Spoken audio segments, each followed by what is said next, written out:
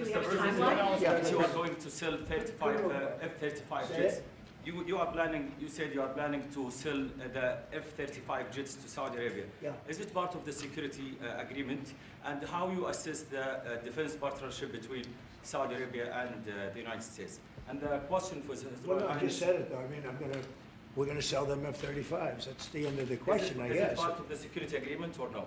No, we're going to have a deal. They're going to purchase F-35s. They're buying them from Lockheed, and it's a great plane. We make, by the way, the best military equipment. You saw that during the Iran little skirmish. We make the best planes, the best missiles. We make the best offensive missiles. We make the best military equipment in the world. Nice.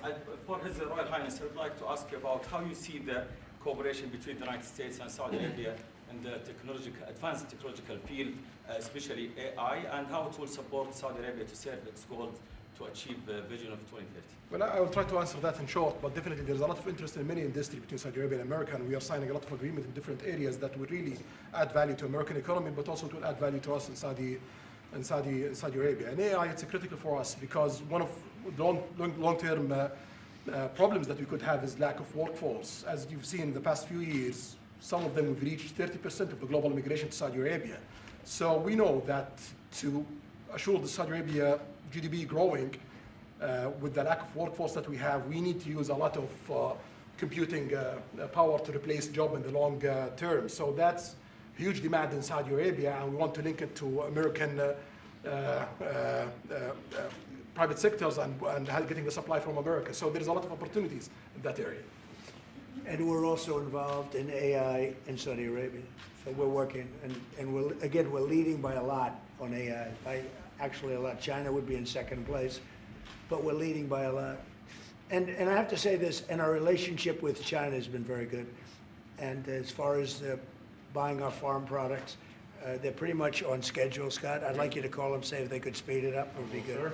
Okay, but they're pretty much on schedule. I'm sorry, media, please. If I may, I have a question for both the Crown Prince and President. Who are you? I'm Faisal Abbas from Arab News, Saudi Arabia, Your Excellency. It should be a friendly question. Your Royal Highness, just picking up on something you've just mentioned about how some people try to destroy the relationship between Saudi Arabia and the United States. Perhaps, since the launch of the vision, we've been used to having the bigger picture and that everything fits into the bigger picture. Might you want to elaborate a little bit about where is the relationship, the bilateral relationship, the strategic partnership between Saudi Arabia and the United States heading, and what's the big picture there? Well, I don't think it's a relation that we can replace it from the Saudi side or the American side. It's a critical relationship for our political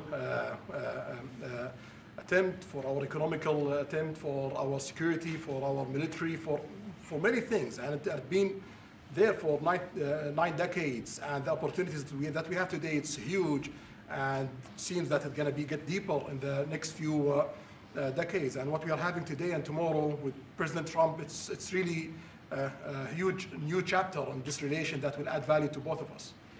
You know, when you think about it, I'm just sitting here. You're with the future king, a man who's respected by everybody, a man that doesn't have to be doing this, really. I don't have to be doing it either.